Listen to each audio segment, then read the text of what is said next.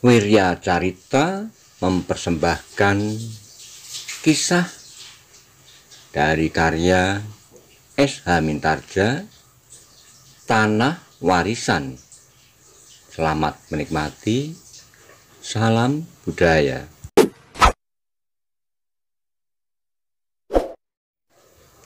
Kisah ini berlatar belakang pada era zaman Kerajaan Pajang. Pada waktu itu sedang terjadi perseteruan antara Pajang dengan awal berdirinya Mataram. Bagaimana kisah selanjutnya? Mari kita simak bersama-sama. Monggo kula aturi subscribe, like, komen, saha share. Matur nuwun.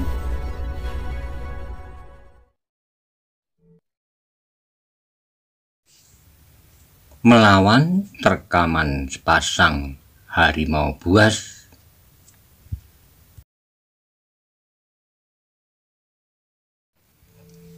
Suwelo tidak menjawab, bahkan ia menguap sambil berdesis. Aku sudah ngantuk. Waktu yang diberikannya hanya sepekan. Apakah sebagian terbesar waktu kita akan habis untuk menunggu? Kemudian kami dinyatakan tidak memenuhi syarat. Itu dia, tiba-tiba Panjang memotong. Suwelo mengangkat wajahnya. Dipandanginya sesosok tubuh yang berjalan tergesa-gesa ke arah kedua anak-anak muda yang kedinginan itu. Apakah kalian telah siap? Bertanya orang yang baru datang itu, yang ternyata adalah Temunggung. Tentu, jawab Suwelo. Apakah senjata kalian? Suwelo menunjukkan tangkai pisau belati panjangnya. Aku membawa 2 bilah pisau panjang. Temunggung mengangguk-anggukkan kepalanya. Kemudian kepada Panjang ia bertanya, dan kau? Panjang, silakan kalian pergi, daerah ini adalah daerah jelajah harimau itu. Sebelum ia masuki Kademangan untuk mencuri ternak. Bahkan mungkin lambat laun akan menangkap salah seorang dari antara kita. Apa kau akan ikut? Bertanya Panjang. Temunggung tidak segera menjawab. Ditatapnya bulak yang panjang di hadapannya. Kemudian sebuah padang ilalang. Di belakang padang yang tidak terlampau luas itu terdapat sebuah hutan yang masih dihuni beberapa jenis binatang buas. Akhirnya perlahan-lahan ia menggelengkan kepalanya. Aku tidak ikut. Adalah kewajiban kalian berdua untuk menangkap harimau itu, supaya kalian dapat diterima menjadi pengawal Kademangan. Lalu apa gunanya kami berdua harus menunggumu di sini? Semula aku agak ragu-ragu melepaskan kalian berdua, tetapi setelah aku sekarang melihat kelengkapan dari tekadmu, aku tidak ragu-ragu lagi. Aku yakin kalau kalian akan dapat menangkap harimau itu, sehingga dengan demikian kalian akan dapat menjadi anggota pengawal Kademangan. Suwelo menarik napas dalam-dalam. Agaknya kau masih tidak mempercayai kami. Mudah-mudahan sebelum waktunya kami akan dapat membuktikan bahwa kami benar-benar mempunyai kemampuan yang cukup untuk menjadi seorang anggota pengawal. Bahkan tidak akan kalah bernilai dari kawan-kawan kami yang telah lebih dahulu masuk menjadi pengawal. Temunggung mengaritkan keningnya. Namun kemudian ia menjawab, baiklah, kalau begitu berangkatlah. Malam ini adalah malam yang pertama. Kalian masih mempunyai kesempatan 4 malam setelah malam ini. Ya, jawab Panjang. Tetapi kami jangan kau siksa dengan caramu seperti malam ini. Waktu kami terbatas akan habis di sini, menunggu tanpa berbuat apa-apa. Sudah aku katakan bahwa mula-mula aku ragu-ragu, tetapi sekarang aku sudah yakin. Baiklah, berkata Suwelo, kami akan pergi. Sejenak kemudian Temunggul melepaskan kedua kawannya itu pergi berburu harimau. Namun pada keduanya sama sekali tidak membayang kecemasan dan keraguan-raguan sama sekali. Sehingga karena itu maka Temunggul pun tidak ragu-ragu pula untuk melepaskan mereka. Suwelo berjalan di depan sambil meraba-raba tangkai sepasang pisau belati panjangnya. Sedang Panjang berjalan menjinjing tombaknya di belakang. Agaknya dingin malam telah membuatnya agak terlampau sejuk, sehingga Panjang masih juga berselimut kain panjangnya. Ketika kedua anak-anak muda itu telah menjadi semakin jauh memasuki gelapnya malam, maka Temunggul pun segera meninggalkan tempat itu pula, kembali ke Kedemangan. Tempat itu kembali menjadi sunyi. Sekali-kali terdengar derik jengkrik di rerumputan, kemudian hilang seakan-akan tertelan oleh gelapnya malam. Bramanti pun kemudian bangkit berdiri sambil mengibaskan pakaiannya. Dengan nada datar ia bergumam perlahan-lahan kepada diri sendiri. Ternyata Temunggul adalah seorang pemimpin yang bertanggung jawab. Ia melepaskan kedua anak-anak itu setelah ia yakin bahwa keduanya akan dapat mengatasi tugasnya, betapapun sulitnya. Bramanti berhenti sejenak kemudian, "Aku akan melihat apakah mereka akan berhasil." Bramanti kemudian melangkah meninggalkan tempatnya. Dari jarak yang cukup di antara batang-batang jagung, Bramanti berusaha mengikuti kedua anak-anak muda yang sekarang berburu harimau itu. Ternyata keduanya memang cukup berani, sehingga mereka tidak saja menunggu di bulak yang luas itu, tetapi menyongsong harimau itu begitu ia keluar dari hutan. Malam yang pertama ternyata telah mereka lampaui tanpa terjadi sesuatu. Keduanya mengumpat-umpat tidak habis-habisnya.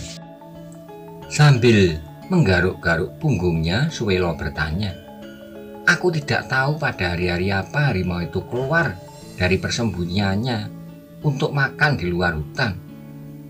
Setiap malam kita harus menungguinya di sini," sahut Panjang. "Kalau harimau itu tidak juga keluar?" Panjang menggelengkan kepalanya. "Entahlah, mungkin kita harus masuk ke dalam hutan itu. Kitalah yang akan memburunya di kandang sendiri.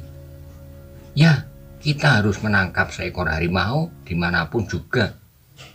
Pada hari yang kedua, mereka berangkat lebih cepat.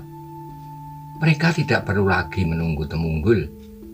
Ketika mereka menganggap bahwa waktunya sudah tiba, mereka pun segera berangkat. Seperti hari yang pertama, Bramanti berhasil mengikuti mereka. Ia pun datang lebih awal supaya ia tidak tertinggal, dan terpaksa mencari keduanya di padang yang luas itu. Juga pada hari yang kedua mereka tidak menemui apapun juga. Sekali lagi mereka berdua terpaksa mengumpat-umpat semalam suntuk mereka tidak tidur sambil menahan diri dari gigitan nyamuk hutan. Namun ternyata mereka harus pulang tanpa membawa apapun juga. Demikianlah di hari ketiga, keduanya pergi lagi bersama-sama. Mereka menjadi semakin lesu. Bukan karena mereka tidak mempunyai kekuatan jasmaniah yang cukup untuk bekerja terus-menerus tanpa tidur sekejap pun, namun oleh kekecewaan masing-masing. Maka gairah mereka pun telah menjadi susut. Dengan segan mereka berjalan menyusur jalan di tengah-tengah bulak langsung ke padang ilalang. Seandainya harimau itu tidak juga keluar dari hutan, maka mereka berdualah yang akan masuk dan mencarinya di dalam hutan itu. Mereka tidak peduli apakah harimau yang dijumpai kemudian adalah harimau yang sering mencuri ternak atau bukan. Mereka tidak mau kehabisan waktu dengan menunggu-nunggu tanpa berbuat sesuatu. Bramanti yang di hari ketiga itu pun berhasil mengikuti kedua anak-anak muda itu, telah mencoba untuk tidak kehilangan mereka. Dengan hati-hati ia merunduk-runduk di antara batang ilalang beberapa langkah dari keduanya. Di tengah-tengah padang itu keduanya berhenti sejenak. Terdengar Panjang berkata, "Marilah kita tunggu sebentar. Mungkin harimau itu akan keluar hari ini. Pendadaran ini tidak terlampau berat untuk menangkap seekor harimau berdua dengan engkau. Tetapi kesempatan untuk melakukannya hampir tidak ada. Kalau kita berdiri saja di sini dan harimau itu lewat beberapa puluh langkah di depan kita sudah tidak melihatnya." Panjang mengangguk-anggukkan kepalanya, kemudian katanya, "Biarlah kita coba, tetapi kita tidak duduk memeluk lutut. Kita berjalan mundar-mandir, kemungkinan untuk menjumpai harimau itu akan menjadi lebih banyak. Mungkin kita yang akan mendekatinya, tetapi mungkin juga harimau itu. Baiklah, marilah kita coba. Tetapi sebelum kita bertemu dengan harimau itu, kita sudah kehabisan napas." Panjang tidak menjawab. Perlahan-lahan ia berjalan di antara batang-batang ilalang. Sekali-kali ia berhenti, kemudian kakinya terayun, kembali melangkah demi selangkah, maju. Beberapa langkah di belakangnya, Suwelo berjalan dengan segannya, menjinjing sebilah dari sepasang pisau panjangnya. Ditimang-timangnya pisau belati itu seolah-olah hendak mengetahui apakah pisau belati itu pun telah siap pula menghadapi setiap kemungkinan. Beberapa kali mereka berjalan mundar-mandir hingga Suwelo menjadi jemu dan berkata, "Aku akan duduk saja di sini." Panjang menarik napas dalam-dalam. "Duduklah," jawabnya. Namun meskipun ia masih berdiri, tetapi ia sudah tidak berjalan mundar-mandir lagi. Bramanti yang bersembunyi di balik batang-batang ilalang memperhatikan keduanya dengan hati berdebar-debar. Meskipun keduanya cukup berani, namun mereka sama sekali belum berpengalaman. Mereka hanya mempercayakan diri kepada kemampuan mereka berkelahi, kepada tenaga mereka dan kelincahan mereka. Tetapi mereka belum matang untuk menghadapi bahaya yang sesungguhnya. "Pendadaran untuk menjadi anggota pengawal Kademangan ini cukup berat," berkata Bramanti di dalam hatinya. Sementara ia masih duduk sambil menghalau nyamuk yang mengerumuninya. Sejenak Suwelo dan Panjang membeku di tempatnya tanpa mengucapkan sepatah kata pun. Panjang masih saja berdiri menggenggam tombak pendeknya. Sedang Suwelo kemudian duduk di atas sebungkah batu padas. Malam pun menjadi bertambah malam. Angin yang sejuk mengalir perlahan-lahan, mengusap tubuh-tubuh yang sudah mulai basah oleh keringat. Betapa tegangnya mereka menunggu tanpa batas waktu. Bramanti duduk sambil memeluk lututnya. Lambat laun dadanya pun mulai dirayapi oleh kejenuhan. Malam yang sepi, nyamuk dan kantuk lelah mengganggunya. Tetapi ia tidak ingin meninggalkan kedua anak-anak muda itu. Keinginannya untuk melihat apa yang terjadi telah memukulnya untuk tetap tinggal di tempatnya. Sejenak kemudian Bramanti mengangkat kepalanya. Ia merasakan bahwa malam ini agak terlampau sepi. Ia sama sekali tidak mendengar bunyi binatang-binatang hutan. Tidak terdengar salak anjing liar dan pekik kera di pepohonan. Terlampau sepi. Bahkan jengkrik dan belalang pun sama sekali tidak berderik. Terlampau sunyi, ia bergumam pada diri sendiri. Namun dalam pada itu secerah harapan melonjak di hatinya. Harapan bahwa apa yang ditunggu-tunggunya akan segera datang. Keinginannya untuk melihat betapa kedua anak-anak muda itu berusaha menangkap seekor harimau, tidak atau hidup, akan segera terjadi. Bramanti menjadi berdebar-debar ketika hidungnya yang tajam menyentuh bau yang lain dari bau rerumputan. Semakin lama semakin nyata. Agaknya harimau itu telah datang, desisnya. Bramanti menjadi semakin berdebar-debar ketika ia masih melihat kedua anak muda itu seolah-olah tidak beranjak dari tempatnya. Panjang masih berdiri sambil mengedarkan pandangan berkeliling, sedang Suelo duduk dengan segannya memandang kejauhan. Desak Bramanti di dalam hatinya. Agaknya mereka tidak mengenal buruan yang akan mereka tangkap. Ketika bau itu menjadi semakin tajam, maka Bramanti menjadi gelisah. Apakah kedua anak-anak muda itu menunggu harimau itu menerkamnya? Tetapi ia menarik napas ketika melihat Panjang terperanjat. Perlahan ia melangkah mendekati Suelo sambil berdesis. Aku melihat batang ilalang bergerak-gerak. Di mana? Bertanya Suelo sambil meloncat berdiri. Panjang menunjuk ke arah ujung ilalang yang bergerak-gerak. Ya, pasti itulah. Marilah, kita jangan membuang banyak waktu. Kita bunuh saja harimau itu, supaya kita dapat membawanya dengan mudah. Memang lebih baik, lebih mudah menangkap mati daripada menangkap hidup, sahut Panjang. Kita memencar, berkata Suelo kemudian. Panjang menganggukkan kepalanya. Tombaknya pun kemudian merunduk seperti ia sendiri membungkukkan ilalang yang bergerak-gerak. Ketika gerak ujung ilalang itu berhenti, maka Panjang pun berhenti pula. Meskipun ia telah membulatkan tekadnya untuk menangkap harimau itu, namun ketika tiba-tiba dari sela-sela dedaunan, matanya membentur benda yang bercahaya kebiru-biruan, hatinya berdesir. Darahnya serasa berhenti mengalir. Sorot mata harimau itu telah membuatnya gemetar. Namun sejenak kemudian ia menyadari bahwa ia tidak boleh membatu.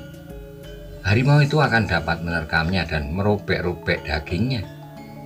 Karena itu maka ia harus menghadapi setiap kemungkinan. Ketika Panjang menggeser pandangan matanya, maka dilihatnya Suelo pun telah menggenggam sepasang pisau belati panjangnya. Sambil berjingkat ia maju setapak demi setapak. Namun Panjang menjadi heran. Suelo memandang ke arah lain. Ia tidak mengawasi harimau yang berdiri di hadapannya dengan sorot mata yang mengerikan. Tetapi Suelo memandang beberapa langkah di belakang harimau itu. Apakah Suelo masih belum melihat harimau itu? Bertanya Panjang di dalam hatinya. Dan pertanyaan itu menjadi semakin tajam menggores di dinding hatinya ketika ia melihat justru Suelo melangkah surut. Panjang, ia berdesis. Kau lihat harimau itu? Panjang mengangguk. Tetapi kini ia tidak berani lagi berpaling ke arah Suelo yang berdiri beberapa langkah daripadanya. Aku telah melihatnya. Tetapi mengapa engkau masih saja berdiri di situ? Ia mandang kemari, sahut Panjang dengan suara bergetar. Sedang tombaknya telah siap untuk mematok harimau yang masih saja memandanginya dengan heran. Harimau itu ada di sini, berkata Suelo tergagap. Kau keliru, aku sudah melihatnya. Harimau itu ada di sini. Suelo terperanjat. Sejenak ia berpaling, hanya sekejap, kemudian matanya kembali melekat ke tubuh harimau yang belang itu. Apakah bukan kau yang keliru? Ia menghadap kemari. Tidak, ia menghadap kemari. Kalau begitu, suara Suelo terputus. Yang terdengar adalah suara harimau itu menggeram. Ketika kemudian terdengar suara harimau yang lain pula, maka barulah mereka sadar bahwa yang dihadapinya bukan hanya seekor harimau, tetapi sepasang harimau jantan dan betina. Jantung kedua anak-anak muda itu serta berhenti berdenyut adalah di luar perhitungan mereka bahwa mereka malam itu akan bertemu dengan sepasang harimau di padang ilalang. Betapa besar hati mereka dan betapa besar hasrat mereka untuk menjadi anggota pengawal. Namun ketika mereka berdua harus berhadapan dengan pasang harimau, ternyata telah membuat hati mereka kecut. Tapi semuanya telah terlanjur. Harimau itu telah berada di hadapan mereka. Dengan demikian mereka sudah tidak mempunyai pilihan lain daripada berkelahi. Mereka seorang-seorang harus melawan harimau itu masing-masing seekor. Ternyata bukan hanya kedua anak-anak muda itulah yang menjadi cemas dan berdebar-debar. Di balik batang ilalang, Bramanti pun menjadi cemas pula. Telinganya telah menangkap suara harimau itu menggeram. Dan ia pun segera tahu bahwa harimau itu tidak hanya seekor tetapi sepasang. Sementara itu Panjang dan Suwelo sudah tidak dapat menghindar lagi seperti berjanji. Sepasang harimau itu masing-masing memilih lawannya dengan mata yang bersinar-sinar dan geram yang menyeramkan. Kedua harimau itu perlahan-lahan maju mendekati lawan yang mereka pilih. Kedua anak-anak muda itu surut beberapa langkah. Mereka segera menyiapkan diri untuk menghadapi setiap kemungkinan. Mereka kemudian melihat dua ekor harimau itu merunduk mengibaskan ekornya. Dan sambil meraung panjang, hampir bersamaan waktunya keduanya meloncat menerkam lawan masing-masing. Panjang yang bersenjata tombak mencoba melompat menghindar. Kemudian dengan lincahnya ia mutar tubuhnya. Dengan sekuat tenaga ia mengayunkan tombaknya mematuk punggung harimau yang tidak berhasil menjangkau lawannya. Tetapi ternyata jarak Panjang terlampau jauh dari harimau itu, sehingga ujung tombaknya hanya sekedar menyentuh kulit harimau itu tanpa melukainya. Bahkan harimau itu kemudian melompat menyerangnya dengan kuku-kuku yang tajam. Sejauh dapat dilakukan Panjang melawan dengan tombaknya. Sekali ia berhasil mengenai dada harimau itu, namun kulit harimau itu ternyata begitu liatnya, sehingga tombaknya hanya berhasil merobek kulit harimau itu. Sehingga justru karena lukanya itulah harimau itu menjadi semakin tegang. Sekali lagi harimau itu meraung keras-keras, kemudian dengan garangnya menyerang kembali. Giginya yang runcing tajam menyeringai mengerikan. Panjang pun kemudian melawan sekuat tenaganya. Meskipun ia ngeri juga, namun ia sadar bahwa ia harus melawan. Kalau tidak maka ia akan menjadi makanan harimau itu seperti anak-anak kambing yang hilang dari kandangnya. Dan Panjang sama sekali bukan seekor kambing yang lemah dan menyerah tanpa melakukan perlawanan. Dalam pergulatan yang terjadi kemudian, sekali-kali kuku harimau itu pun menyentuh tubuhnya.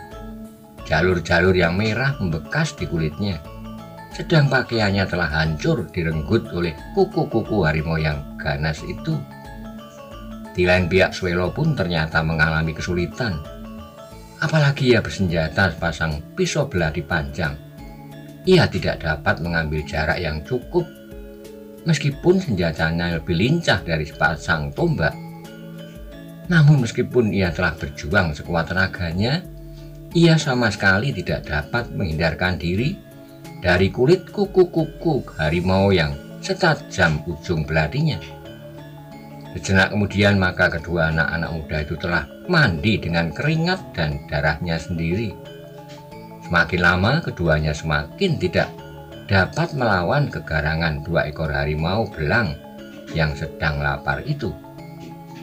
Meskipun demikian, namun Suwelo dan Panjang sama sekali tidak berputus asa. Apa yang dapat mereka lakukan untuk menyelamatkan diri telah mereka lakukan.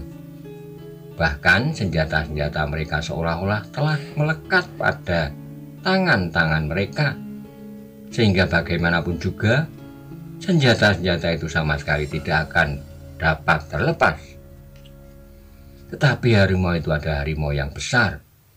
Bagaimanapun juga tangkas, lincah dan kuatnya tangan kedua anak-anak muda itu, namun untuk melawan harimau-harimau itu adalah pekerjaan yang terlampau berat.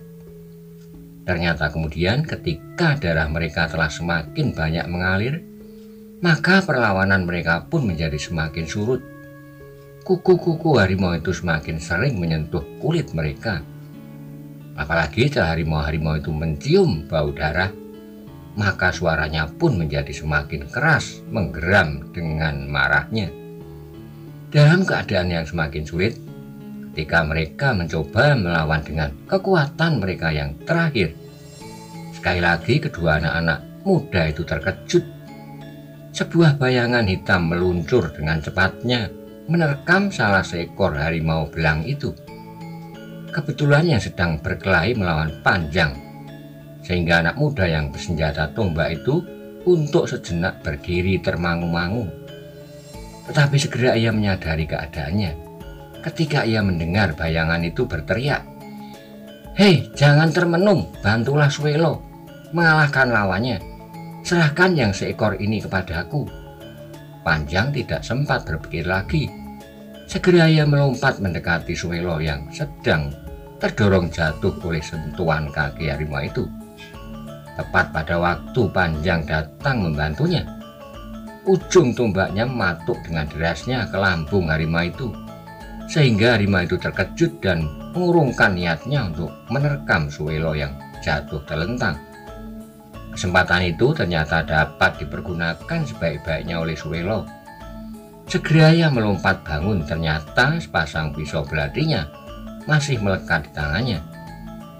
Sekilas ia melihat harimau yang seekor yang saat sebelumnya berkelahi melawan Panjang, kini sedang sibuk melayani lawannya yang baru, yang tidak segera dapat mereka ketahui. Namun Suelo dapat melihat dengan jelas bahwa bayangan itu seolah-olah melekat di punggung harimau belang itu sambil mengayun-ayunkan pisau belatinya bertubi-tubi tanpa henti-hentinya menghujam ke punggung dan lambung harimau itu. Kesempatan itu tidak mereka lewatkan. Mereka masih belum yakin apakah orang yang baru datang menolong mereka itu mampu melawan harimau yang kini sedang dicekamnya. Apalagi pada suatu ketika tangannya yang sebelah itu terlepas, maka ia pasti akan terpelanting. Karena harimau itu demikian sekuat-kuat tenaganya menggeliat dan melunjak-lunjak.